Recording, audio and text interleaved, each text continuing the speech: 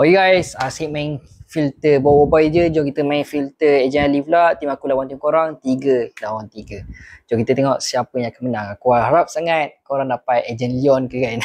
Memang barai lah. Let's go. Okay, ni first untuk tim aku dulu lah. Bagi karakter yang paling padu, Uno ke Zain ke kan. Rudy. Rudy not bad juga. Dia ni antara karakter yang mempunyai potensi yang sangat baik lah untuk menjadi agent yang terhebat satu hari nanti. Not bad dia ni.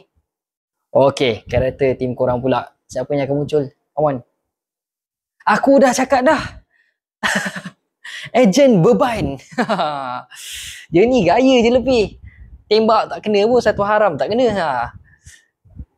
Tak boleh nak buat apa. Yang ni filter yang menentukan. Aku tak main tipu korang sedih yang nampak aku tekan macam tu je. Okey, karakter yang kedua tim aku. Agent Rizwan. Semua Inviso aku rasa. Memang tim aku ni akan jadi tim Inviso je. Kapten aku pilih Rizwan. Relax lah, jangan menangis. Awal lagi. Mungkin karakter yang kedua korang dapat padu ke? No, Trace. Trace.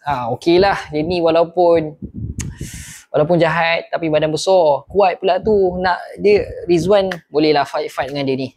Okey lah daripada agent beban tadi tu kan. Korang anggap je lah dia ni je yang akan carry tim korang. Okey, karakter yang terakhir tim aku. Siapa yang akan muncul ni? Dia ni. Agent Fit. Not bad. Tim aku semua boleh bertarung. Jom kita tengok siapa pula korang dapat last. Okey, karakter yang terakhir tim korang. Ambil lah. Siapa yang akan muncul ni? Cinco. Wih, tough guard ni. Cinco ni villain dalam season yang ketiga. Padu dia ni. Korang rasa siapa yang akan menang? Aku rasa Rizwan pun boleh ikut menang lawan dengan Cinco. Maybe komen sikit kat bawah. Tapi kalau korang nak dapatkan baju Dragon Ball macam aku pakai ni, order sekarang dekat tag Shopee yang ada dalam video ni. Okay.